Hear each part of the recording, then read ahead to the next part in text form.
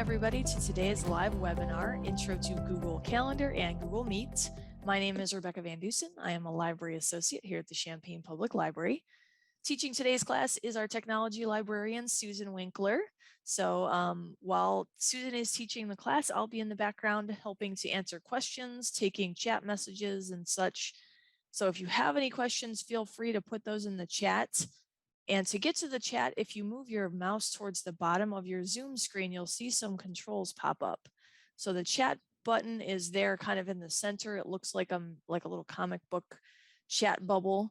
If you click on that, that will open up the chat and you can type questions in there. Again, as we go through the webinar today, feel free to put questions in throughout. Don't feel like you're interrupting us. That's what we're here for. You'll also notice a raise hand button. The raise hand button is helpful if you're interested in speaking your question out loud using your microphone. I know sometimes it's helpful rather than trying to type out a whole long question. If you want to raise your hand and turn on your microphone to ask it, feel free to do that. If you raise your hand, that will indicate to me that we'll go ahead and unmute your microphone for you. You also, throughout the webinar, if there's any questions, we will get to question portions. So, if we're at that point too, you can always ask questions. We will also put the handout in the chat. So while Susan is teaching, she'll be going through some slides. Those slides will be in that link that I send out in just a minute. And I should say we are recording this. So at the end of the class, we will get this ready to upload onto our YouTube channel, and that will be available for you to watch later on. I know sometimes it's a lot of information to take in all at once, and sometimes it's nicer to go back and revisit. So we'll have those up on our YouTube channel as soon as they're ready. I think that's pretty much it from me. And now I should also say that we are kind of doing both. So we do have in-person tech workshops, but we are doing once per month, we're doing the virtual workshops just so that we can capture those people that still want to be at home or that enjoy the virtual environment. So welcome. And if you haven't come to see us in person, you're always welcome there as well. All right, let me go ahead and introduce Susan. Susan, again, is our technology librarian, and she will take our class away for today. Hi, Susan. How are you? All right. Good. Hi, Rebecca. I'm excited to be back in the virtual environment, but I'm also excited that we have in-person workshops too right now. I do know that for a lot of folks, we had gotten feedback that folks still wanted us to do some virtual workshops. So that's what we're trying to do today. And today we're going to be covering Google Calendar and Google Meet. And we will probably have a little break in between the two, but they go well together because you can create an event in Calendar and send a Meet link at the same time. So Calendar is pretty much your day-to-day, what you have going on. You can put stuff in there. And if you have an Android phone, you probably are pretty familiar with it because it's already linked to your Google account. If you have an Android phone and have signed up for a Google account when you got your Android phone. The major difference between Meet and Calendar is that Calendar is the day-to-day activities and tasks and things like that. And Google Meet is Google's version of a video conferencing service. So much like Zoom or WebEx or there's probably several others out there. It's similar to those. So we're going to go ahead and jump right in here, and I'm going to go ahead and share my screen.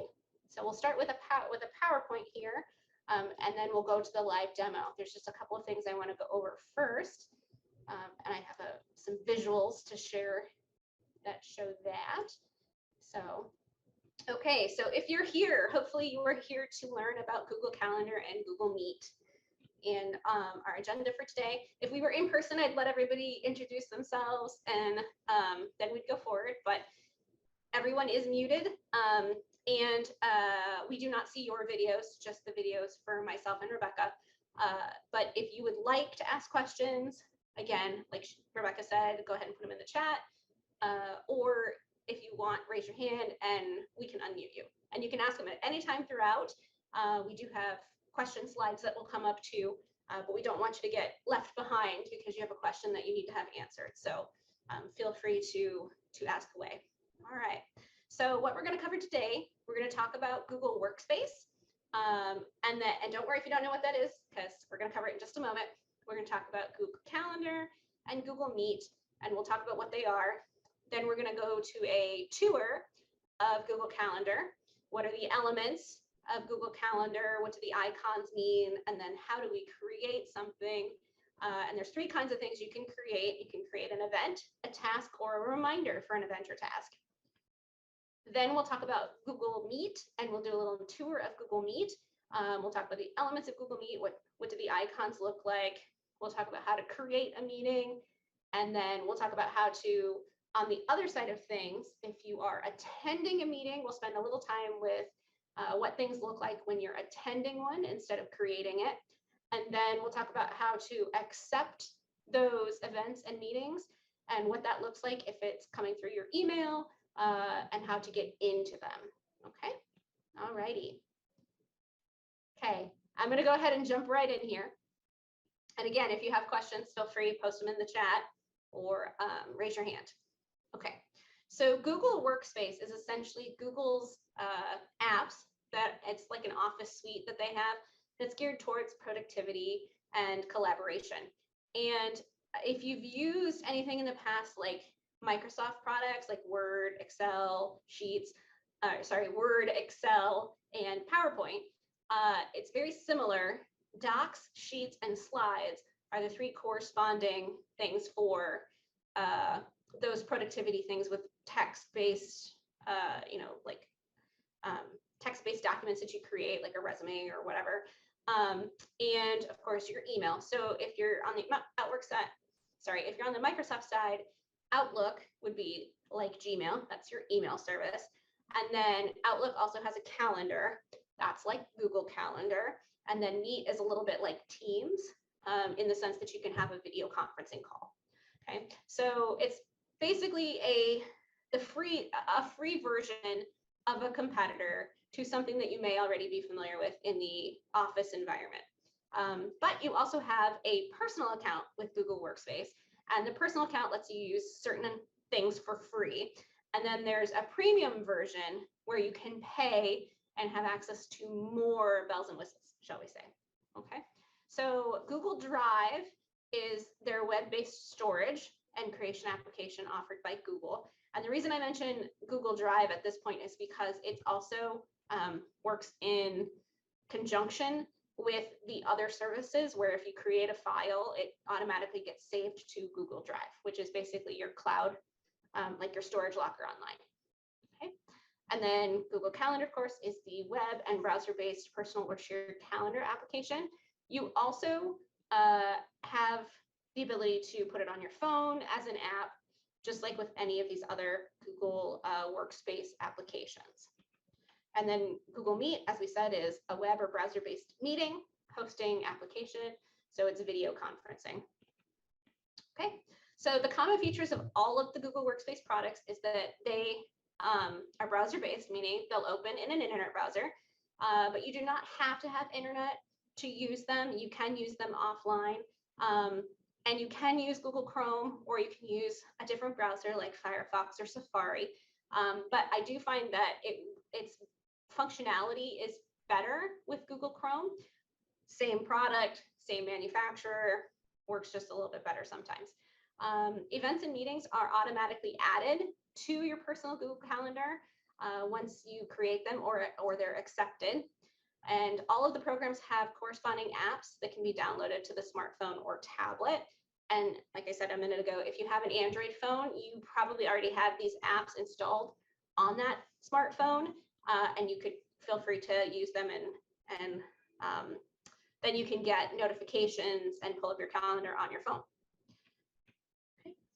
So Calendar is a part of Google Workspace. In short, it's the calendar allows someone to manage their day-to-day schedule, keep track of events, meetings, and get reminders of those meetings or other activities. I personally use it because it's great to get a reminder 15 minutes before something happens, and I keep track of my schedule. And I know, at least in this area, wherever I am, if I forget something, I could probably be there in 15 minutes. So So I have those reminders set for 15 minutes, and you can change how long before something you have a reminder for it.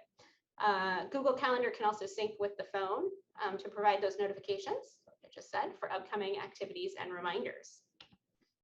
And then Google Meet can also be used on a phone or tablet, and it's integrated with the calendar to manage meeting times and notifications. So if you share a meeting time with someone else that you want to meet with you in either Google Meet or in real life, that will be integrated within the calendar, and we'll show that live in a few minutes.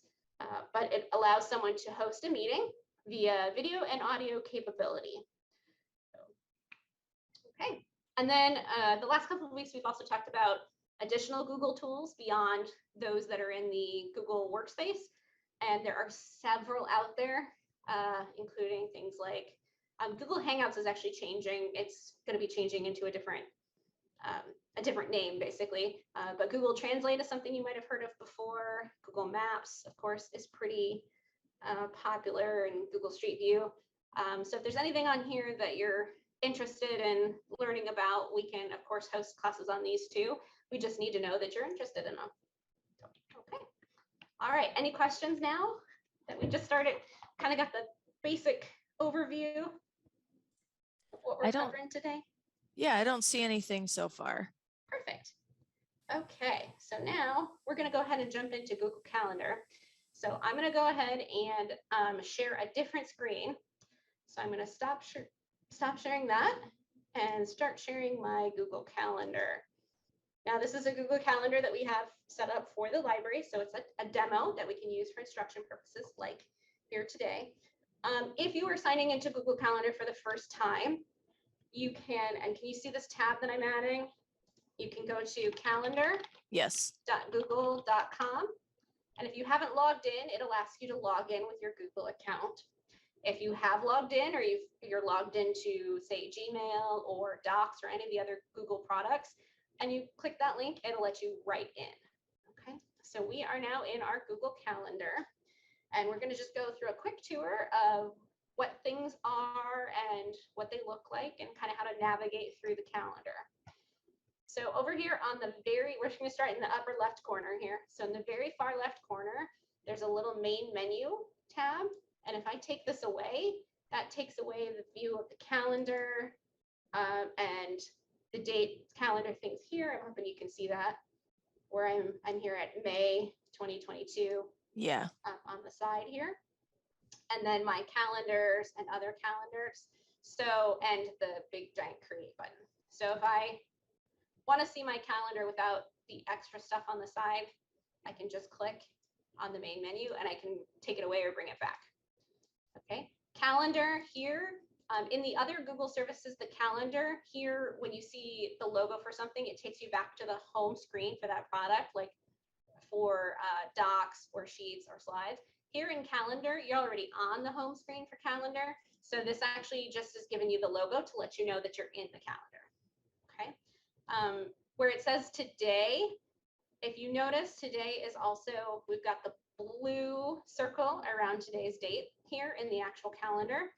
And then we also have this red, I call it a pin, this red pin, which tells us exactly what time it is currently. So it's 2:15, and that's what's represented here by this red pin for me on my calendar. Up here at the top, if I was to go somewhere else first, so let's say I go ahead and I'm going to hit the little arrow here and go into next week, a couple weeks away. Here we are. So now I'm into the middle of June. And if I hit today, this here will give me, it's a shortcut back to today. Okay, so that you can always get back to the current date by tapping on today. All right, and the arrows here, the little carrots for back arrow and forward arrow, they're going to let you go back in your calendar or forward, and it's going to be set by whatever you've determined over here in the calendar view, and we'll talk about that in just a second. But if I hit previous week, I can keep going back and advance back all the way I want that way, or I can go forward like this through May. Okay, and then as you saw, the date changes here where it says, you know, we can see that we're in the week of the end of May and the beginning of June. So usually up here at the top, it's just going to tell you that you're in June for the month that you're in. Okay, I'll go back. Okay, over here on the far right-hand side, the magnifying glass is to search. So the nice thing about your calendar is you can actually search for different events and things that have happened in the past. So one of the things I like to do is I keep track of my oil changes for my car, and I will put the mileage, and I will put the date that it happened, that I've scheduled it for, and then if I search, I can just search for the word car, and anything like that will come up when I search. And we'll do a demonstration of that in a few minutes. We'll actually demo all of these things. The question with the circle around it, that's support. So that's basically your help and tutorials. So if you have a question about how something works in Google Calendar, you can click on that. The settings, we're going to talk about settings a little bit more, but anytime you see that gear means that those are your settings. So that's where you can go and set and customize your experience. Okay, that's pretty true across most technology, same as the magnifying glass, meaning a chance to search. The only time that's not true for a magnifying glass is if there's a plus or minus next to it, and then it's going to mean zoom in or zoom out. Otherwise, it means search. Okay. Over here in our calendar view, right now we are viewing a full week. So we're going from Sunday through Saturday, and this week does start on Sunday. I can click here and I can pick different day, how to have it set up for viewing so that I can view either a day at a time or a week, or we could view the whole year, or the whole month, or we could view just 4 days at a time. So we'll talk more about that in a minute. Over here, the 9 dots, if you've come to any of the other Google workshops, the 9 dots represent the other applications that you can jump to from your calendar. So if we wanted to go from calendar to Meet, we can do that. If we wanted to go from calendar back to Gmail or into Maps or wherever else we want to go, we can go right from there. And then the C is our first initial, and it's going to let us manage our Google account, which is true across the board for all of the Google products. Okay. Along the right-hand side here, Google Keep is their note-taking app. The Task is an app where which can integrate with this calendar for the tasks that you create. Then your contacts list. So if you need to jump to see an email address of someone that you're going to invite to a meeting, you can jump into your contacts right from there. And then the maps here is also where you can, if you have a certain location that you have to go to or that you have to be at for something and you don't know how to get there ahead of time, you can jump into maps and get the link and then put it with the event, or you can jump to maps to then navigate to it. Okay. Down here, the plus, that's add-ons. This is true for the other Google services as well. If you click on it, you'll get a chance to add on just about anything that someone has created. But again, this is someone else. This is not Google specific for these add-ons. Most of these add-ons are coming from other companies or individuals who have coded and made them. So treat them a little bit like apps where you want to make sure you evaluate them and make sure you trust the folks before you add an add-on. Okay. Down at the very bottom, here on the right-hand side, you can hide the side panel. So you can hide those extra apps out of the way if you want, or you can leave them there. Okay. Over here on the far left side, down below, as we're touring around where we are and what things mean, my calendars are going to be all the calendars that you as an individual own. So you can create your own calendars. There are a couple of defaults that Google already sets up for you. This birthdays one and the reminders, those are automatically, and tasks are all automatically set up for you, as is your sort of main calendar, which we've labeled as Champaign Library over here right now. And then volunteer shifts, this is one that I added. So I created this calendar. So you're not limited to just calendars that already exist by default. You can also create your own. Okay. And we'll talk more about how to do that in a minute too. Okay. And then other calendars down here would be where if someone else has shared a calendar with you, my spouse and I have shared our calendars, so we know where we are if we need to get a hold of each other. And then also if we have household things that need to happen, We can add invites and share them with each other so that we know where we are and if we're collaborating. And if I tell him something and then he forgets, or he tells me something and I forget, it's still in the calendar. So we know what's going on. Okay. So, and that's pretty much the basics for the beginning of our calendar tour. Are there any questions about the different things that you see, or? I haven't seen any questions so far, but I'll let you know. Okay, great, thank you. To navigate between dates, we talked a little bit about today being a shortcut to get back to the current date, and using the carrots here, the back carrot and forward carrot to go between the weeks. You can also use over here on the left-hand side, this mini calendar, to jump ahead by month or go backwards by month. Okay, so if I knew I had something that I wanted to schedule for, say, July, I can go ahead and navigate to July, whatever date it's going to happen. So say July 14th, and then I would go ahead and be able to add it right here. Then I could jump back to today. If I was like, oh yeah, what am I doing this afternoon? Do I have an appointment tonight? And then you could check your calendar that way. Okay, and you can also, of course, jump from day to day just by clicking on it. And you can change your view. So if you see up here in the right-hand corner, where we now change from day to week, and we'll talk a little bit more about how to change it too. But if you click on the individual dates here, that will take you to that day's calendar, and you'll see the whole day and just the day. Okay, so that's navigating. Calendar view, again, you can see the day itself. And again, it does go from midnight to 11 p.m. And then, of course, you start over the next day.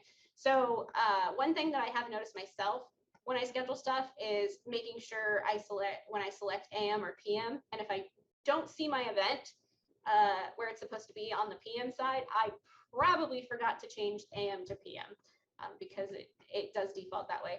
And a lot of times when you're scheduling an event and creating it for the first time, you want to make sure that you're getting your AMs and PMs correct.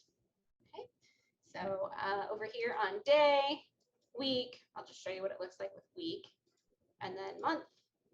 So you can see the whole month. So if you wanted to, you could print this calendar out and hang on to it, and put it somewhere if you like to have the visual representation of what's happening throughout the month for you.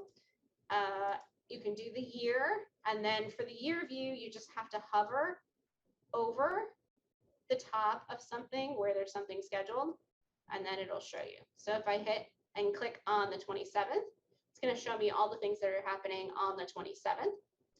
Clicked on, say, the 25th, it's going to tell me nothing's scheduled for the 25th. Okay, so that's one way to look at stuff that's further ahead. I don't use the year view that much myself, just because I find it a little tedious to go through and click on each date to make sure that something's happening. But I might use it to help plan out and go, oh, is the 17th of September a Saturday? I better look ahead.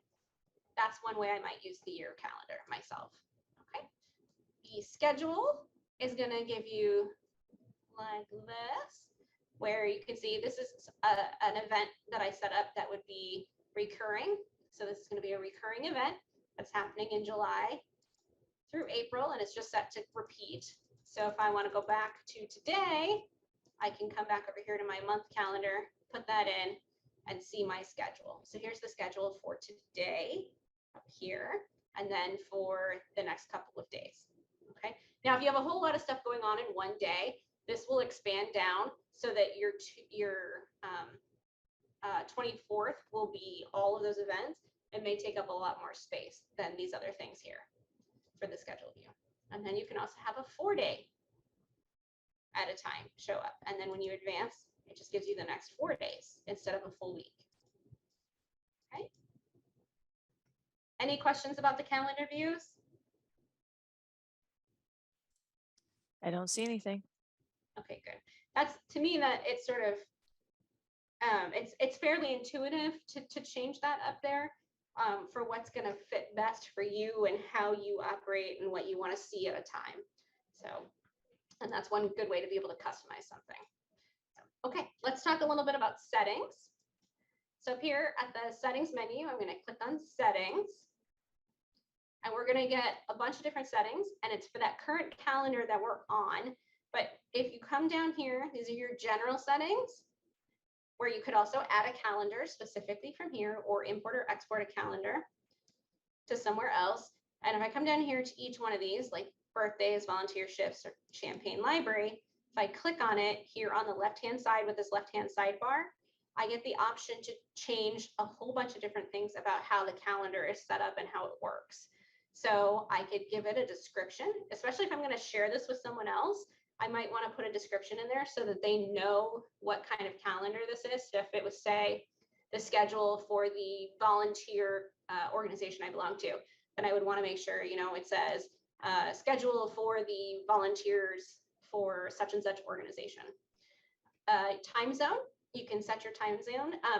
When you travel, this is something I have noticed, that at least when I bring it up on my phone and I have traveled to a new time zone, it updates all of those events to the new time zone, which can sometimes be a little confusing, especially if I'm, if I'm in Seattle, and so I'm on West Coast, the West Coast time zone, and then I come back to Chicago and I'm on the Central time, everything will shift back. But while I'm on the West Coast, things will be in West Coast time, and I'll be like, oh wait, is that really at this time? No, it's not. So pay attention a little bit to your time zones if you're using it on your mobile phone. Okay, so it tells me the owner of the calendar. I can export it, meaning I could try to export all of my calendar events created with Google to another service like Outlook or places like that. I can also make events public or shareable. We'll talk more about that in a minute. But that means if I did have something, say my volunteer organization was helping at a fair, and we had certain shifts that needed to be covered, I could share the calendar and tell people, hey, go ahead and sign up on the calendar for what shift you can cover. I can share it with specific people. So here I've shared it with our other account, which Rebecca will jump into in a few moments when we do our Google Meet. And you can add other people to it. Okay. Here's the event notifications. Remember I said that I set mine so that I get a notification 15 minutes before something happens, because in general, I can get somewhere in 15 minutes in this town. But you might send it for 30 or an hour or however many times you want. This is where you can customize that event notification screen. Okay. Also, sometimes you have an all-day event. An all-day event for me would be something like, if I'm going to be here at work and I'm going to be here all day, I might make it an all-day notification and just say, work. Or if I'm going to be traveling and I know I'm going to drive the whole day and want to block it out in my calendar, I can make it an all-day event. Okay. I also use the all-day event for things more like reminder tasks and reminders, so that they're up at the top. So I will remember to bring something to work, or remember to do something at home, like take out the trash or something. So, but that's what tasks are for too. So you can also make those as tasks. Okay, so you have the idea here. Notifications, again, you can customize your notifications for different things. If someone responds to an event and accepts that they're going to come, or responds maybe, or whatnot. And then at the bottom, this is where you can remove a calendar. So you can remove the calendar completely and it'll be deleted. And then after a calendar is deleted, no one will have access to it. Anybody who it's been shared with, they will no longer have access. Okay. Okay. Any questions about settings? I don't see anything. Okay. So the next part of this that I want to cover over here, the support and help. So if you need help, if you have a question about calendar, you can click on that and you can search through their help resources here, or you can type in a specific category like share, or sharing your calendar, or creating a meeting, how to do all those things. The other thing I like about this help in particular is the training. So if I click on training, I can actually learn about Google Calendar through this by the getting started with calendar, or how to import events, how to do all of these things. simply by going through their training service and reading through how to do things step by step. You don't necessarily need to do that, especially because you're taking this workshop here with us, and we're walking you through these things visually. But if you do, or you forget, or you want a chance to see exactly how Google words their training, this is where you can go for those tutorials. Okay, and that's true for the other products too. They have tutorials like that. But I do like that it's handy to get to it right from the help button there. Okay, all right. So that's support, and search. Let me just show you what we can do with search here real quick. So if I click on search, and let's say I'm trying to remember when my quarterly review is happening. If I put in quarterly here, I have to spell it right. It's going to automatically pull up any upcoming event with quarterly review, or the word quarterly in it somewhere. Okay, so now I can quickly see that, oh, it's Friday from 3 to 4. Now I know. Now, if I need to do a more complicated search, like let's say I was trying to look for my example of getting my car serviced for the oil change. If I put in oil, and then it will bring up all of them. It'll bring up anything I want, basically, that with the word oil in it. But I can also limit my search using an advanced search feature, which if I click this down arrow here, I get the chance to kind of use some filters to make that list. You know, I've been keeping that list probably for, how long have I had a Google Calendar? At least five years. And I don't need to, you know, see every time I had my oil change. I just need to know when the last one was. So I would say search in my active calendar for oil. And then I don't need a specific participant because it should be on my calendar. I don't need a location. And I don't have keywords that shouldn't be contained in it, but I could pick a certain date. So I could say it was sometime last month and then to today's date. Okay. So as an example here of what I could search for, I'll go ahead and search for my name, because somewhere in here, I'm sure I have me, and we'll put from last month, let's try the 1st of April until the 31st of May, and then hit search. Okay, so that brought up, there's exactly one meeting with Susan, and the location is taking place at the library. I can see that right there.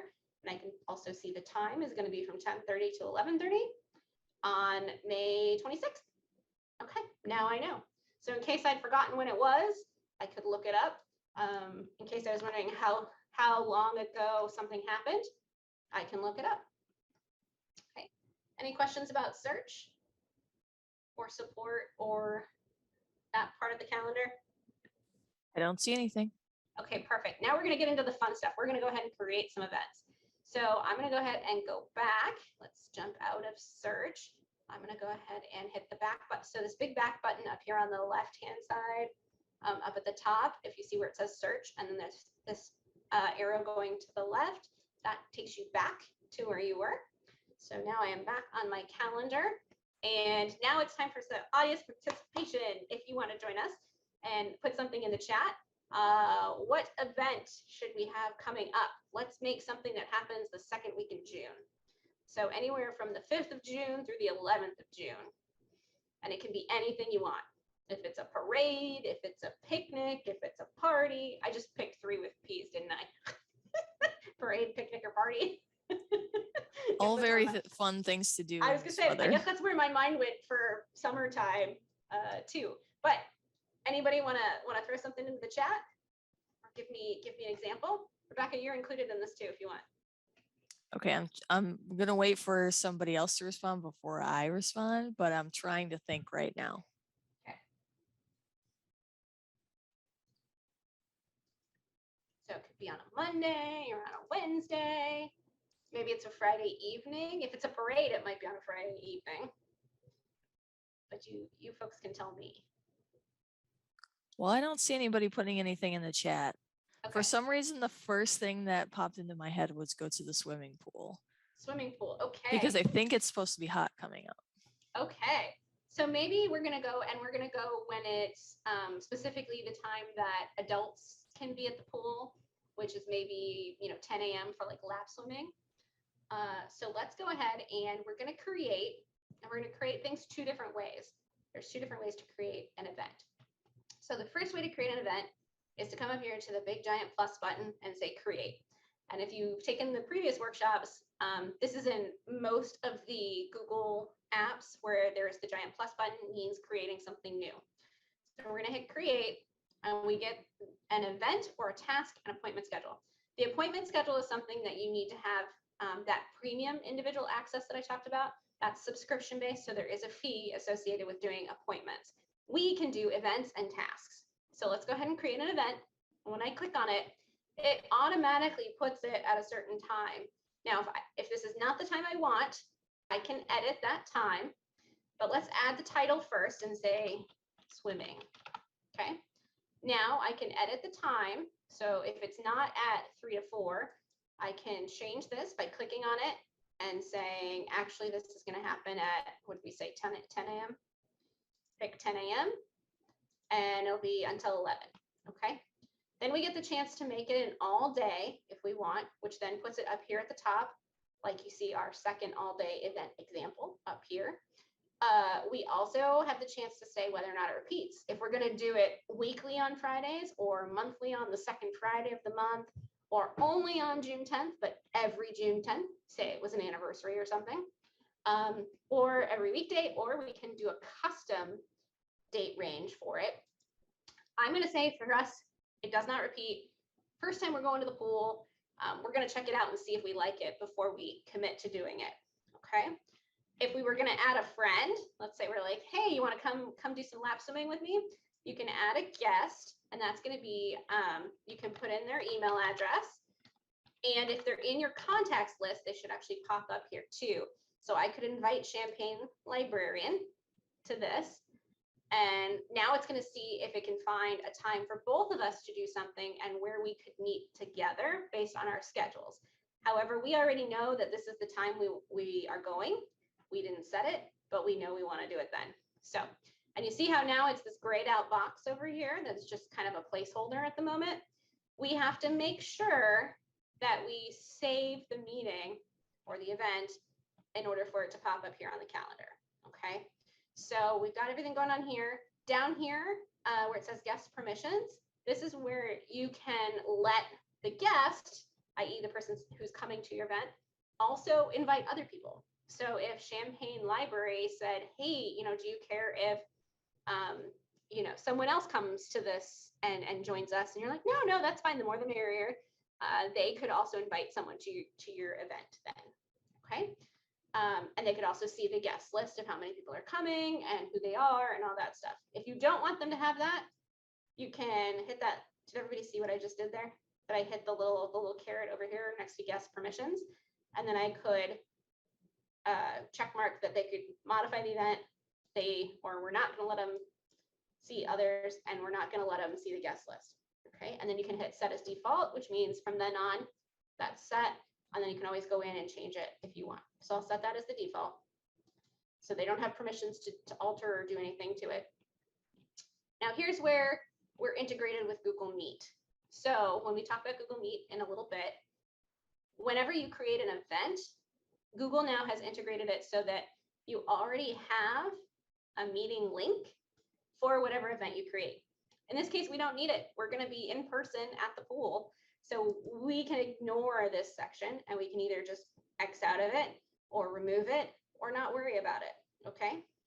You could also change the settings for the Google Meet and or copy that information to send to someone else. We don't need to worry about that yet because we're not doing Google Meet. This is in person. So we could add a location. Let's say this was going to be at the YMCA. You could just put YMCA, or you can pick a specific YMCA based on Google and if they know your location. So if we were going to say the Stevens Family YMCA, that's here in town, we could pick that, or we could leave it just as YMCA. Okay. Description or attachments. If we wanted to describe what this was, saying we're gonna check out the pool, or whatever, or lap swimming. And then if you wanted to add an attachment, let's say you had a list of really cool lap swimming strokes to try out, you could add an attachment with that information. Or if you had something that proves that the old adage of, you have to wait an hour after you eat before you go swimming, you could attach a research article or anything you want there. Okay, and then you hit save. And then it's going to ask if you want to send the invitation emails to your guests, and you're going to say yes, send, because I want them to know that this is something that they're invited to. And then boom, there's your event right there. Okay, and that's creating a new calendar event using Create. The second method is just going ahead and clicking right on the calendar at the time that you expect the event to happen, and then putting it in. So you can either use Create, or you can use the click right on the time. Okay, and then if you need to change the time, make it longer, whatever you need to do. Again, doesn't repeat. You can find a time. If this one's just for me, I'm just going to go ahead and say save. Okay, if you need to edit the time once you've already put it in here, you can also edit the time by grabbing and moving your block of time to make it longer or shorter, like this. Okay, so if it's going to be 12 to 2, we can do that. Or you can grab the whole thing by grabbing it in the middle here and moving the whole thing. Okay, so it's very modular, which is kind of nice. Okay, so again, this is where I run into AM, PM trouble too, because if I was clicking here, at least I know it's there. But since I put 12 o'clock here, and let's say I want to edit this, and I actually meant that it's a midnight pool party, I would click on it and come up here and say edit, which is the pencil right here. Take the pencil. We're going to go ahead and edit this. And instead of PM, we're going to say 12 a.m. And then we're going to say 2 a.m. because we don't want to be there until 2 p.m. that day. So we'll put 2 a.m. here and then save. Now I'm going to see that that actually happens up here at the top. And if I go, oh, whoops, actually, I didn't mean to do that. I could drag it and drop it back to 12 p.m. Okay, so that's the one thing to keep in mind about AM and PM and how it kind of messes things up there and switches you up in and out. Okay, so we've talked about adding details. Let me show you the more options portion. So let's go ahead and we're going to click on it and we're going to edit, and we're looking through here. We're like, okay, so this gives us the ability, again, now we can see it full screen instead of in the little pop-up box, but we could add our description. We can also select an event color that's specifically for this event if you want it to be different than the other event color. And here's your guests and your guest permissions over here on the right. And if you see up here at the top where it says more actions, if I click on more actions, I can print this particular event, I can delete it, I can duplicate it, I can send it to a different calendar as well as this one. And then if I had the access to publish the event, it's like publishing it to other people so that anyone can see it. And then I could give another person the ownership of this event, where then they would have to modify and do changes to it. Okay, let's go back. Alrighty. If I create something up here, and then when I get just a little bit of information here where I can edit stuff, but if I click where it says more options, that's where it'll take me to that full list there too, where I can then make changes to everything here. And notice too, you have notifications with that little bell here, about halfway down the page, there's a little bell icon. You can set notifications for your calendar in the settings and make it a default. But if you need to change it for a specific event, say it's an interview or something that you really want to make sure you have plenty of time to get there and be there in time, be there to like prep or anything else, you can change the specific notifications too, and you could make it, I want say 60 minutes ahead of time for this particular event, and then say save. Okay. Any questions about that? Or I don't see anything. Inviting others and editing the existing details? Everything looks good so far. Okay, I'm going to show you also how to delete the event. So if I want to delete, let's say swimming 2, I've decided I'm not getting up that early to go swimming. So I'm just going to delete it. I can click on it and have the details here. Again, and up here at the top, if you see these little bars here, I can edit the event, delete the event, email the event details, or again, more options. Anytime you see 3 vertical dots or 3 horizontal dots, it means more options, more possible things you can do. So we don't need to know anything else though. We don't need more options because our option is right here. We're just going to hit that trash can and delete the event. Now, if you have an event where you've invited someone else, like here, where we had the swimming at 10 a.m., here, if I go to delete it, it's going to tell me, do you want to send a cancellation to the other people that were invited to this? And if I say, yeah, I want them to know, I would put a little message in here, and then they get an email telling them that I'm not going to come and that I've canceled it. You know, if I was sick or something else came up, then I could send a cancellation. Okay. Any questions about that? About I don't see deleting? anything. All right, we're making good time here. Okay, so the next thing is creating tasks. Tasks, if you notice down here, the default calendar that I have here called tasks. Tasks is automatically set. The calendar for tasks is automatically set up by Google for you, as is the reminders and the birthdays. And then your job, basically, if you want to use them, you can. You don't have to. If I go back to May, you can see that I have some tasks here that I have created. Looks like I was supposed to clean my car at 11:30. Did I do it? Nope, because I was here at work. So I didn't actually do that task.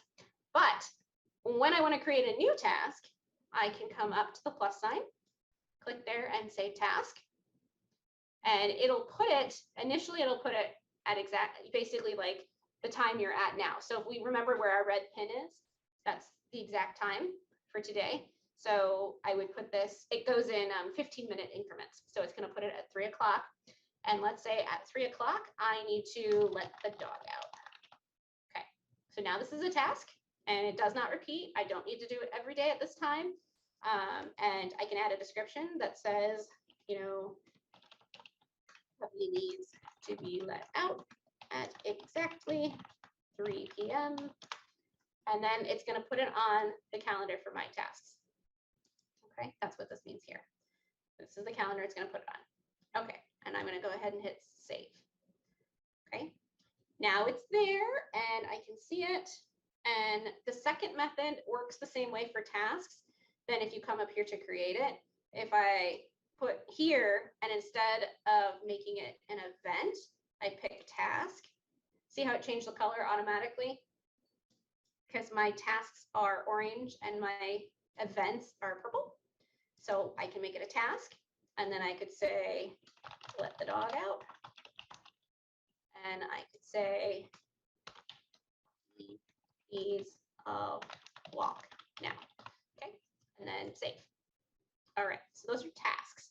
You can also make a task an all-day task where it would just go up above in your calendar. So rather than having a specific time you need to accomplish something, like I could put it up here and say my task is something I need to remember to do on a certain date or a certain day. So like tomorrow, let's say I need to plant hostas. So I would put that up there at the top and say plant the hostas from the garage. And then that just tells me sometime during this day, I'm going to want to plant the hostas. Okay. Any questions so far? Okay. I don't see any. Okay, if I need to edit something, edit a task, works the same way as you edit an event. If I click on it, it pulls a little pop-up here, and I can click on the pencil to edit. I can click on the trash can to delete it, or I can mark it completed. If I mark it completed, it takes it off the calendar here, but it's still listed in your task history. So let's mark that one completed, and you see how it just crosses it out, so it puts a strike through it. That means I'm basically saying it's completed, I did it, I don't have to worry about it. So that's kind of nice if you have like maybe a to-do list or something. Exactly. And especially for me, what I do is I usually put it up at the top as the all day is the to-do list. Like mow the lawn and anything else I have to do at home, I put it up here. Or if I have to remember to bring something to work, like the day we do our taking pictures class and I bring stuffed animals from home, I would put up there, bring stuffed animals, and then I can cross it off when I've done it. So That's a good idea. Then that way you kind of have your to-do list and your calendar built all in one. You don't have to go between two different things. exactly. And what also helps with that too is I can set the reminders for hey, don't forget to take this to work the night before, so that I can even pack it up and put it where I want it to be in the house. And then it pops up on my phone because I have my Google account linked with my phone. So the calendar notification pops up and says, hey, remember tomorrow you're gonna bring the stuffed animals. And then I will go to the room and grab them and bring them and put them where I need them to be, to then remember to take them and put them in the car and take them to work. So it helps my brain keep track, which is the whole idea of the calendar, is to be able to keep yourself organized and do what you need to do and what you need to accomplish, and blocking out certain amounts of time for certain things and stuff like that. So, okay, so I showed you how to mark it as complete. Let's go ahead and say, well, I didn't get this done. I could either move it to another day, or I can just delete it. We'll delete the task. So I just hit the trash can to delete it. Okay. Now I mentioned that if I wanted to, I can create a reminder for something that's coming up. So to create a reminder, we can go into the create, and then we can say, let's see, I think it's under reminders. So down here, the reminders calendar. I click on reminders, it should show me all my reminders, and they're going to show up as blue. And then I can change that too, and I'll talk about changing calendar colors here in just a minute. But let's go ahead and say I want to see the reminders calendar, and I'm going to create. Oh, why don't I have reminders? That's weird. And it should be here. Maybe I don't have that enabled on the calendar in here.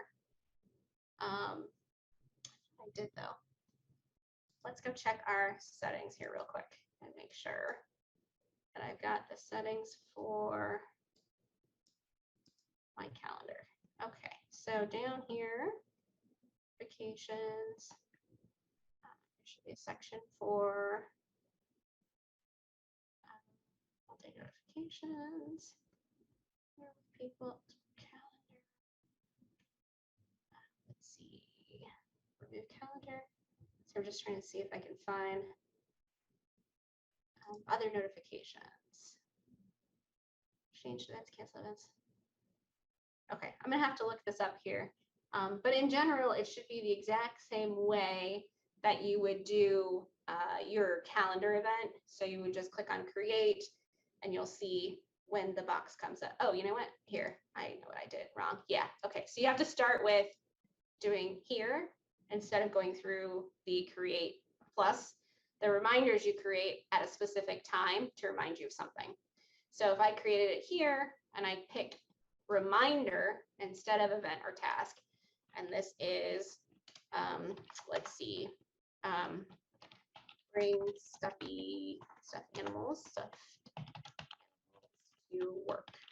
Okay, and then it's happening at 8:30 in the morning. What happens is I get a notification that says bring stuffed animals to work, and it shows up on my phone at exactly that time of day. At exactly 8:30, my phone will go off with a notification with this reminder. Okay. So yeah, so that one you don't do up here with create. It's just clicking on your calendar. And if you've done it, you can mark as done. It'll cross it out and put it up above that the reminder is done. Okay. Any questions about all of that? It's a lot of stuff to cover, I know. I don't see anything. Okay. The next thing that I want to cover about calendar is how you can change the colors of the different things that you see. So down here in the left-hand sidebar where I can see my calendars, I can see that Champaign Library right now is purple. If I click on the three little dots here though, I can change that color from this grape color to maybe I want it to be kind of an orange, a yellowy orange color like that. So I can change it. So tasks, same idea. You can make it so it's cobalt blue, change it. So whatever works for you when you're customizing things so that you can tell immediately what something is. That's one way to do it. If calendars have been shared with me, I also changed the shared calendars to a different color. So that way, if I'm seeing my calendar and someone else's next to each other, then I know. So example, let's do holidays and make sure that it picks up Memorial Day. Yes. So if you see holidays in the United States, this is another calendar that I've added, which I'll show you how to do in a minute. And then I've got it as green. So Memorial Day here shows up as green. If I'm on the same date with something of mine,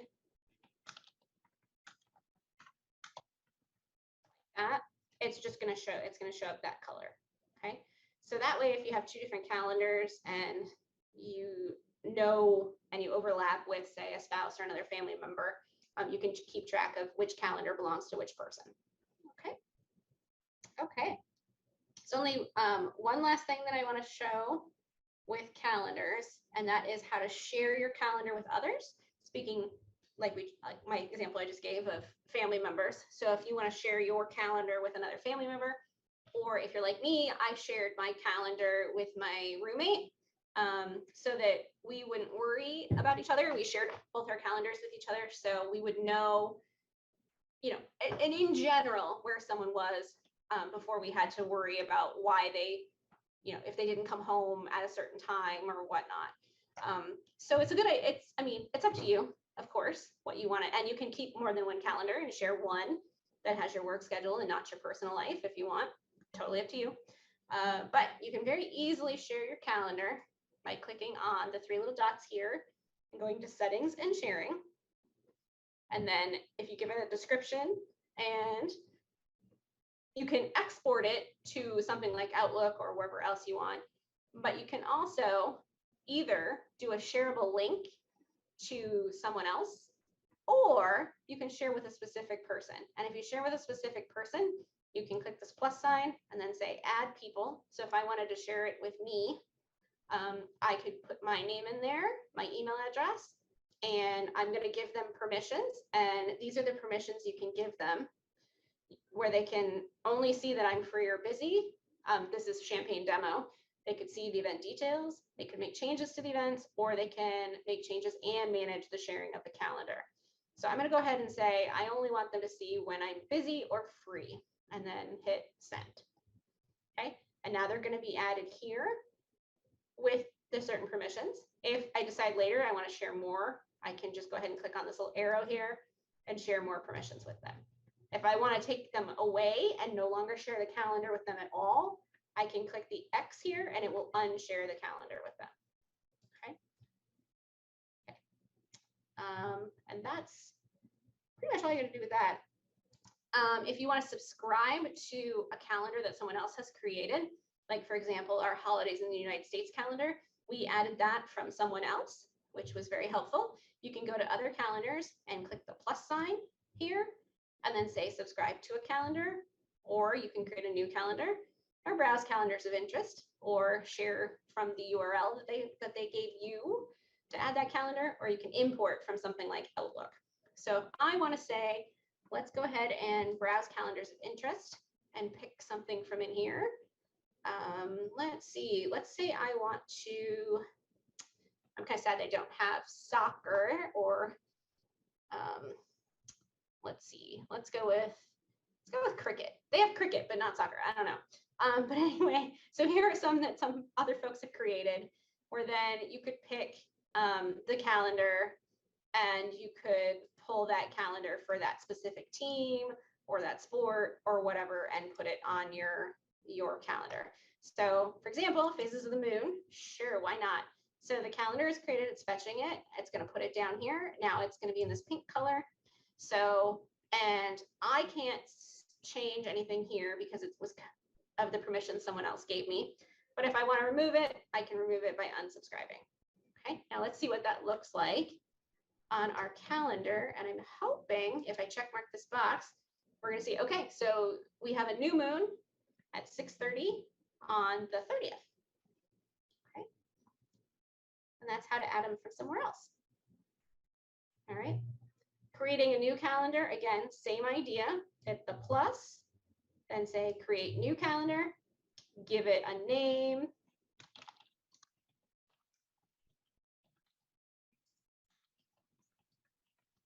For example, your time zone, and then create calendar. All you got to do. Then you get to come over once the test calendar has been made. Then you get to come over here and click on it and change your settings and set your notification settings, your reminders, who else is going to have access to it. Okay. Now, if I go back, you're going to see now new test calendar, and it automatically gave it green as the color, but it's in my calendars because I created it. Okay. Questions? I don't see any. Okay, let's say I want to delete a calendar. My main calendar here, the Champaign Library one, that one I'm not able to delete, but I can delete any of these other ones I created, like new test calendar or volunteer shifts. So let's go ahead and click on that, and we're going to go ahead and go into settings and sharing. And we're going to come down to the bottom here, and we're going to hit delete. And then it's going to pop up a notice just letting you know you're permanently deleting a calendar. I'm permanently deleting it. I'm okay with that. And I went ahead and deleted it. Okay. So it only gives you that one warning before you delete the calendar. So make sure you really don't want anybody else to see it, and you don't need it anymore yourself. Okay. All right. Feeling pretty good about everything so far? Any questions about calendar before we take a little break? I haven't seen anything. I have really good experiences with Google Calendar. I feel like everything they do is pretty much makes sense, and I don't have to hunt too much. Yeah. And the nice thing about calendar, I mean, especially with this is, yeah, it is fairly intuitive. And again, I'm a regular user of it. I don't know where I'd be without my electronic calendar through Google. Because again, if I forget something, if it's in my Google Calendar, I'm bound to remember that it's happening, as long as I put it in there. Especially tracking things like my schedule. If something changes and I fill in a shift for someone, I can easily adjust it there. And then the others that I've shared my calendar with, they immediately see that I've changed something, and that something's been, or they can go in and look and say, oh yeah, right, I forgot she's doing this, or this is happening today. So okay. All right, well, it's 3:04 right now. I say let's go ahead and we'll take a quick break. So now we're going to go ahead and jump into a demonstration of Google Meet and how Google Meet works. So there are a couple of different possibilities for Google Meet. And again, as someone with a free account, you have generally the time frame is about an hour. Again, with the premium account, you can get more time if you want, and you can do some other stuff with the premium options. But we're going to go ahead and start here, and I'm going to go ahead and share my screen. I'm going to show you what the Google Meet screen looks like. So hoping you all see this now. Okay. Yes. So this is the Google Meet screen, and how it appears when you first go to meet.google.com, or if you go from those 9 little dots for your apps, and then you get to here. Okay. Now you'll notice here with Google Meet, up at the top, we have the date and the time up here at the right-hand side. And then again, we have the support and help. You can also send feedback to Google, and then you have some settings for your Google Meets. And then again, the 9 little dots to jump back to a different app and your account information. Okay, so the place we really want to start though, there's not a whole lot to this for the launch page, but if you see where it says new meeting and or enter a code or link. So if you're joining a meeting, hopefully the person has either given you a code or a link to put in here, and then the join will turn blue and you can join the meeting that they started. What we're going to do first though is we're going to pretend that we are the host of the meeting. So we're going to select new meeting, and then we're going to start an instant meeting today. But I also want you to see you can create a meeting for later, which means it basically will just generate a link with a meeting code that you can you can then send to people, or you can schedule something in Google Calendar.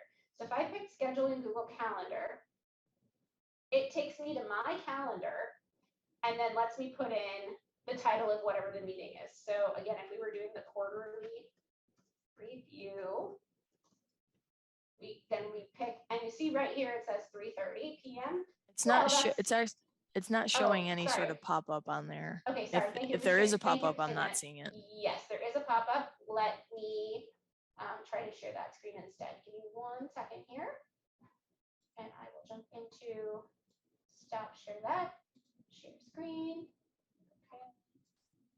Okay. And we're going to do calendar, excuse me, calendar event details. Okay, so now you should see quarterly review, Susan. Yes. Okay. So it automatically picks the time that's closest in those 15-minute increments, but you can adjust this. So I could pick a different date. So let's say the quarterly review was happening on June 2nd, and I could pick, 4 o'clock. Okay, so it's from 4 to 5 on June 2nd. Then I can hit save. And then what's going to happen is if you see where it says join with Google Meet, and here is that link with the code. So the code is everything past the slash. And when you put the code into that spot at the beginning where it says, enter code here, you don't have to put in the hyphens. You can just put all of the letters in there. Okay. But anyway, so this is how we could do it, where it then is integrated into our calendar. So it'll show up on June 2nd at 4 o'clock that the quarterly review is happening. And then we can go right into that on the calendar and jump into the meeting on Google Meet. Okay. We're not going to do that today, though. We're going to start an instant meeting for us. So I'm going to go ahead and X out of this one, and I'll share the other tab here in just a second. So we're going to go ahead and leave that. And then I'm going to go ahead and jump back into here and share the other screen. So give me just a second here. I'm just going to share the other Chrome tab. Okay. So we're back to where we were, and we're going to hit new meeting, and we're going to start an instant meeting. Okay. So I'm going to hit start an instant meeting. And now I am in my instant meeting. So y'all can see instant meeting, and then you're now seeing what it looks like in Google Meet. Okay. So off on the left-hand side, you can see that now if I want to add others to my Google Meet, I certainly can. And I'm going to send an invite to the Champaign librarian. So if you saw how I did that, I'll do it again real quick. Add others, and then pick from your contacts or whoever pops up. Since I've already met with these people, it's going to automatically pull up those folks as suggestions. But you could also just enter a name in here, as long as you know the email address. So if I wanted to go to another Google account, I could certainly put that in there. If it wasn't a Google account, I could send it to someone else, and they can join in as well. But it's better if you have a Google account to use. So I could enter myself, but I'm going to go ahead and pick the Champaign librarian here, and we're going to send an email letting them know that I'm inviting them to join a video call happening now, right at this moment. So I'm going to send that email. The invite is sent. And hopefully Champaign librarian will join me in just a minute or a couple minutes. So anyway, I don't need this anymore, though if I wanted to invite someone else, I could copy the link to the meeting and send that to someone else too, okay? But I'm gonna go ahead and X out of that. And now we're here and we're sharing our meeting. Now here's Champaign librarian. Hi. Also joining our meeting. Hello. Sometimes you'll see up at the top, it'll say admit when the other person wants to gain entry into your meeting. It didn't do that for us this time, but normally it will do that, especially if it's the first time you're connecting with someone else. So, but now that we're both in here, we can go ahead and get started with our little tutorial of the Google Meet screen and space. Okay, so if you needed to share the link or the code for your meeting with anyone else, if you notice down here in the bottom left-hand corner, hope you can see, I don't know if you can see my arrow. Yep, looks like you can. Down here where it says 3:19 p.m. and then this RHX, this is the meeting code. So this is what you would send to people if you wanted them to join your meeting, okay? Now, you'll notice here for me right now, my microphone is off in the Google Meet. That's because if I had both Zoom and Meet on at the same time, we get a really intense feedback from the microphone and the headset. So mine is off right now. But if you notice, there's a little eye that says, hey, you have your microphone off. Do you want more info on how to set it up or how to get it to work? So I could click on this and it'll tell me, opening my privacy settings. I don't have access to it, and it'll kind of walk you through how to fix that. I do have my video on, but if I was to turn off my camera, you then would just see a profile photo if you have one, or my initial. Okay. In the middle here, the turn on captions, that's the CC in the box.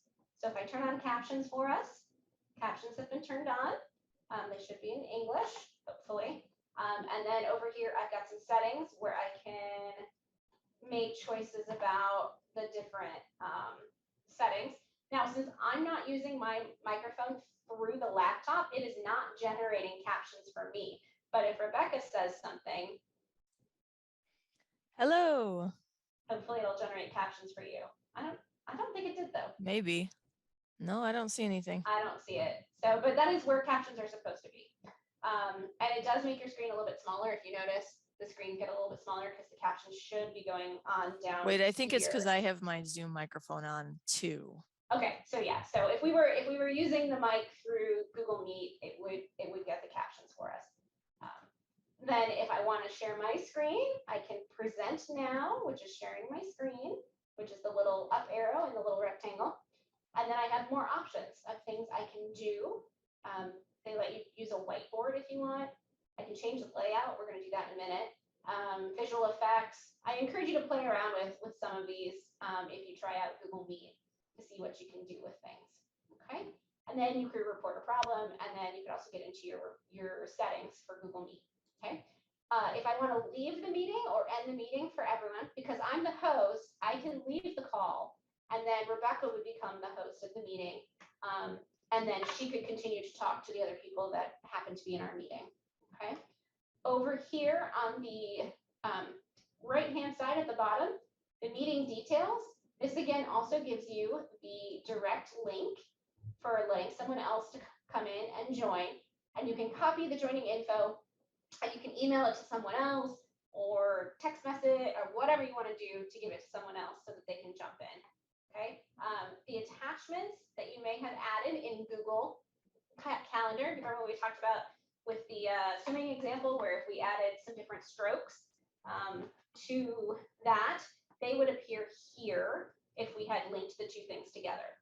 Okay, that's meeting details. Here, it's going to show everyone, meaning it's going to show who's in the meeting. And here it's showing whether or not you've got your microphone on. Then I could pin myself so that it would just be me on the main screen. I also have the capability to remove Rebecca from the call if she was doing something she shouldn't do, or I just like I'm done talking with her.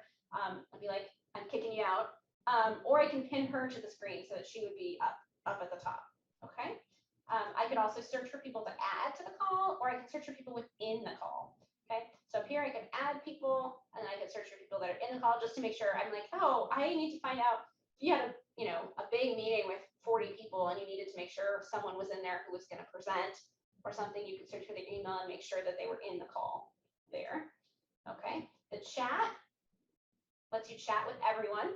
So everyone right now, it's set to let everyone send messages. They can only be seen by the people in the call, and it deletes after the call ends. So that means that there's no transcript that will go out after the meeting comes to you. No transcript will come to you of what was said in the chat. Other meeting services offer that. The premium version offers that, but not the free version. Okay, so you could screenshot it if you wanted. Otherwise, you're not going to have that messaging. Okay, so I can say hello, and then all I have to do is hit the send button to send that message. And then whoever else is in the meeting can see it, and they can write back if they want. And they can share links or whatever else. So, okay. All right. Down here, activities. You have the capability, like I said, of doing a whiteboard. So if we click on this, then it's basically a whiteboard, just like a physical whiteboard would be, where I could draw on it, I could add text, I could sketch ideas and do whatever we need to do. There's a robot game you can play while you wait for someone else or other people to enter. The premium things, breakout rooms, where you can funnel people into different areas, and then polls and recording the meeting. So in the non-premium version, you cannot actually record your meeting or presentation. Just keep that in mind. Okay.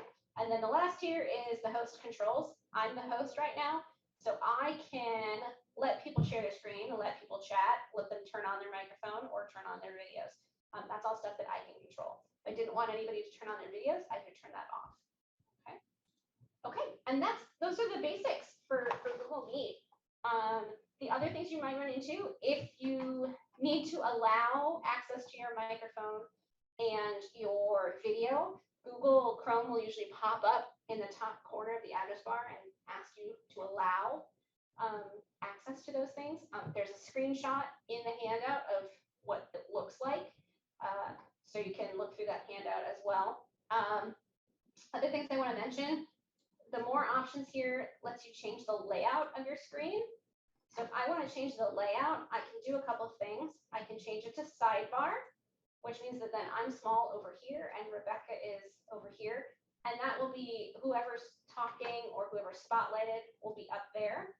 I can also change it to spotlight, just like I said. So spotlight will make her spotlighted in the middle like that. And I can also change the layout to auto, which is going to set us back into that range. And then tiled, same idea. Down here at the bottom where you see this bar, this screen, this allows you to make the tiles larger or smaller depending on who's in, how many people are in the meeting. So you could, if we had 6 people, we could make them smaller. And it maximizes the titles depending on the window size. So it automatically does it, but you can also change it if you need to. Okay. Auto again does the same thing, and you can, if you like one of these, you can set them for every meeting where it'll automatically start with that layout for you. Okay. Okay. That was the other thing I wanted to cover there. If you are, let's see. Oh yes. So if I wanted to pin myself to the main screen, I could click pin. And then that makes my screen a little bit brighter, or not brighter, a little bit bigger. And if I don't want to be pinned, I can unpin myself by clicking on that little pin again. If I want to remove the tile, click that. It removes it as a tile and just pops me down here in the bottom like this. If I don't like that, I can click it again and it'll put us back together. I can also minimize. And minimizing, this is tricky. When you minimize, now Rebecca's screen is full screen, but I'm still down here in the corner and I'm still sending my video to others in the meeting. So that means I'm still here saying hi, but on my view of it, I'm only seeing this little control panel here. Okay, if I didn't want my video on, I would have to turn it off here on this little control panel. So I'm going to go ahead and do that and bring myself back. So that's what minimizing does. It just pops you down there. And your videos. Go ahead. I was going to say, I think that's sort of helpful because, you know, when you're on a call like this, it's like your video is always showing. So it's sort of distracting to like see yourself all the time. Yes. So if you minimize yourself, you're more focused on the person or the people you're talking to. Yeah. And you can also do that without your camera on too. So if I was to turn off my video first and then minimize, you know, then I wouldn't have to worry about the webcam showing anything up here too. So, okay. So does anyone have any questions about Google Meet and how Meet works? Or at least how this version of Google Meet works? Again, with all of the Google products, the stuff, it's free, which is awesome. But if you want premium features, you do have a subscription option. And a lot of businesses and educational institutions do use Google for a lot of what they do. And so they have some other options of things that they can leverage from the paid version too. I don't see any questions. Okay. So I'm just double checking to make sure that I covered everything I wanted to. So we got our full screen, the microphone and video controls. If you do turn off your video, it's going to usually be your, I might have mentioned this, your profile picture. So for example, with Rebecca, she's got the library image there. For me, since I don't have a profile picture for our demo account, it's just going to be my initial. Come back here. Okay. We talked about captions, and the captions will show up if your audio is actually coming through the device that you're on. It's a little different for us because we're here. Oh, I can also share my screen. So if I say present now and share my screen, let me go ahead and pull up our website here and show you how that looks when I share my screen. So if I come to here and I say present now, and I'm going to present my entire screen. So this is going to get really meta for a second when I present the entire screen. And this is what it looks like when I present the entire screen. So it's like a fun mirror image of everything, because now I'm not only sharing through Zoom, I'm also sharing through Meet.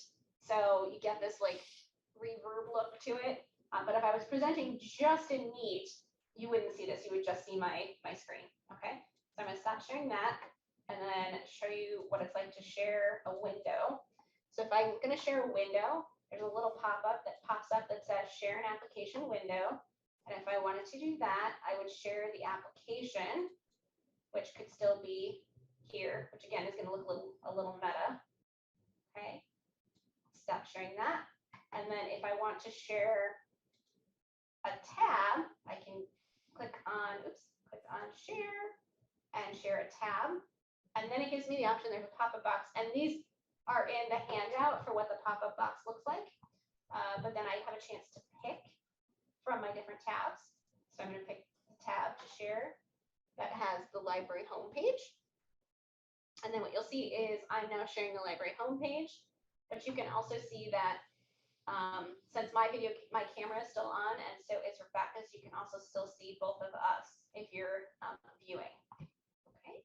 And then to stop sharing, there's just a little box up here that says stop sharing. So I'm going to say stop sharing, and it's going to tell me that I'm sharing to a specific thing, and I will hit stop sharing. And then now I'm back in my meeting. Okay. So that's sharing. There's also screenshots of what it looks like when you're an attendee. So you can kind of see what that looks like as well. And then when we're ready to leave the meeting, there's also stuff that'll show up for leaving. I'm just double checking to make sure I get everything with the layouts that I wanted to show. And yeah, so there's an attendee view where you can make it full screen so that you don't see other people's videos on the sides. And then you can pin the presenter's video, and again, you can minimize all that kind of stuff. So I do want to show, I want to jump back into the PowerPoint real quick to show a couple of examples of what the emails look like that you get for joining stuff. So if there aren't any questions about Google Meet, we'll switch back to the other view and the other camera.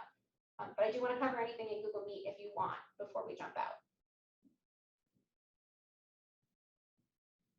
Let me check here. Okay.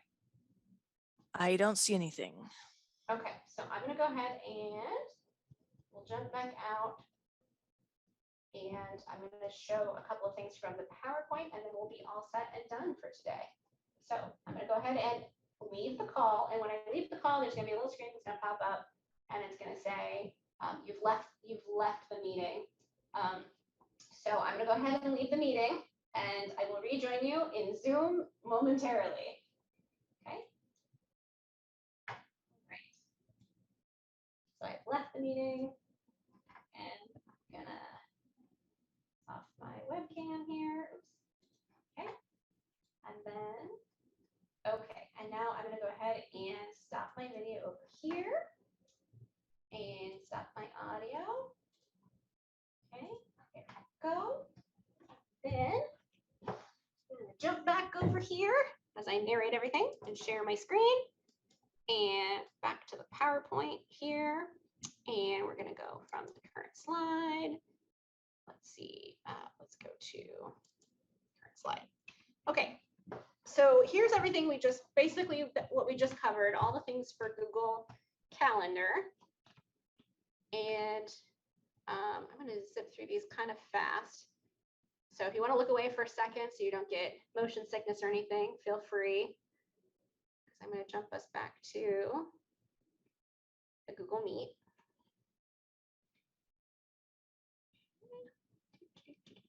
Oh, and I'll turn back on my camera here in just a second. Okay, so there's creating tasks.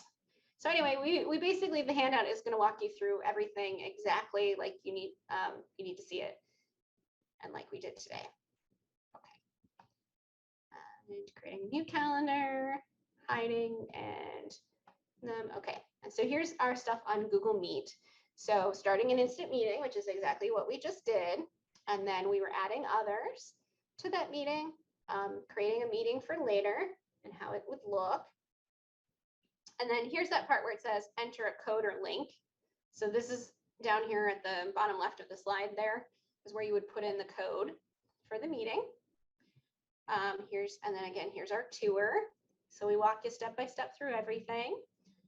Browser and mic access, captions. Here's an example of what captions actually look like when you're able to go through and use it. Okay. And that's really, I think that's really a nice thing to have to be able to do that. And here's what the pop-up windows look like when you're sharing either an application window or your full screen or your tabs. Okay, options. And then here's what it looks like when you leave the meeting. So once you've left a meeting, you will see a screen that looks like this, and you can either rejoin because maybe you accidentally clicked on that end meeting button or leave meeting button, the red hang up button, and you can rejoin it instead, or you can return to the home screen. It's up to you. Okay. The right side toolbar, which we talked about, attendee details, activities. So here's an example of what the whiteboard looks like when it pops up when you're using the activity.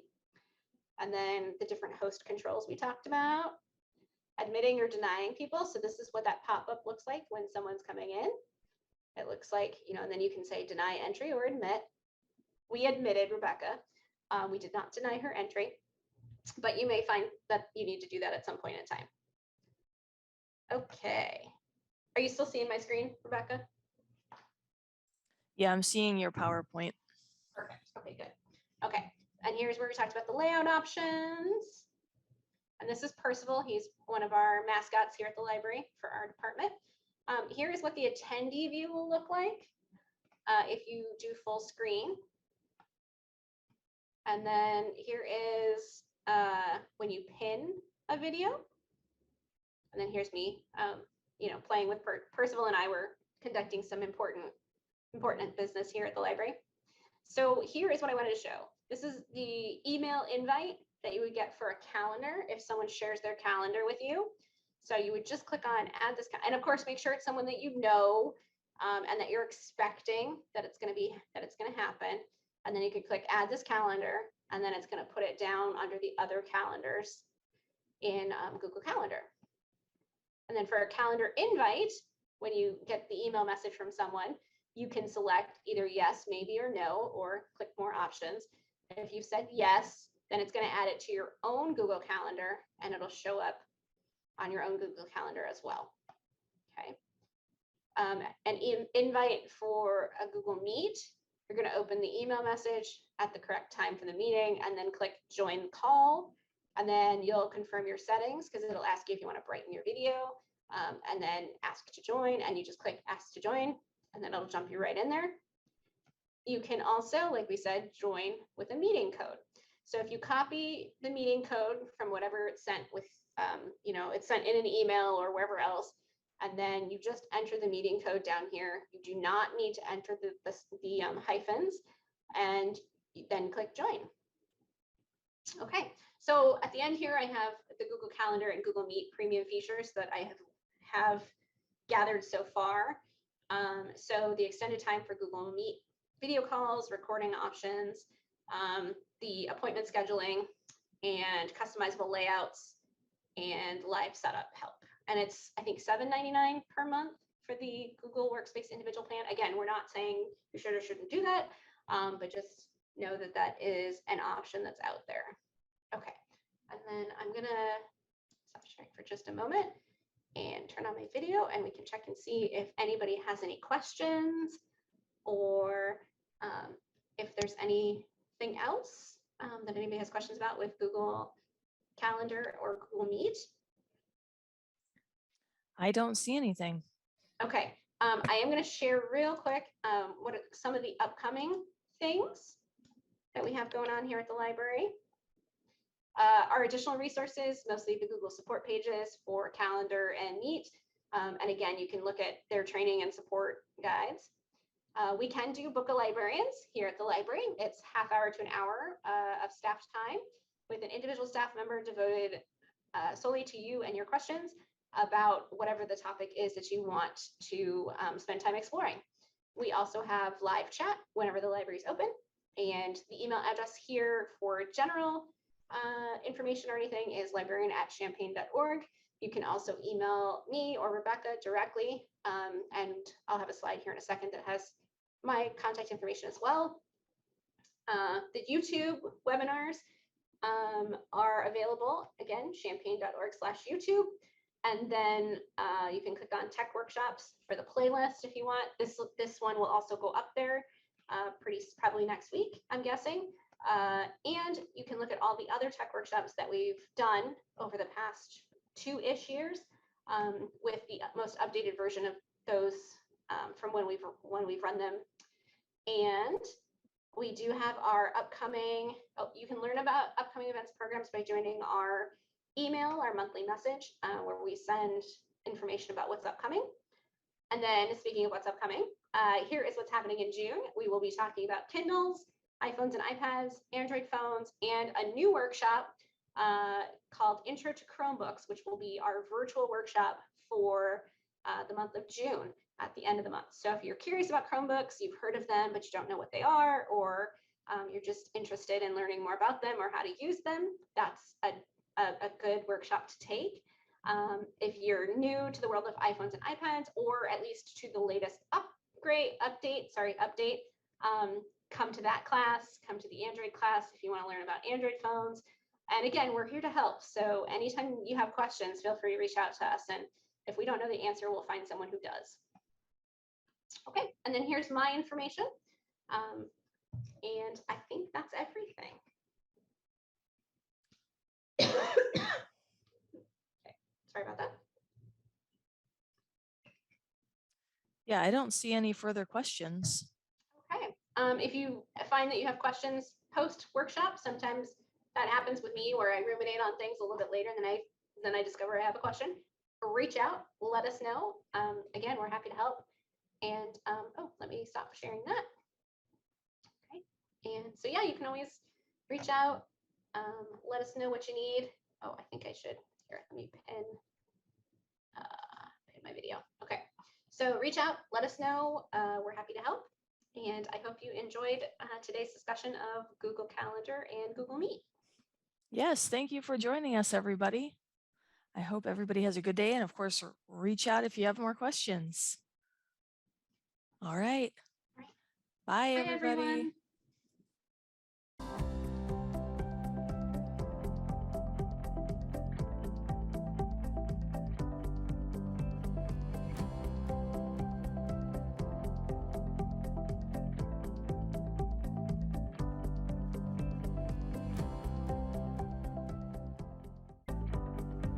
Thank you for tuning in to CUI's TV.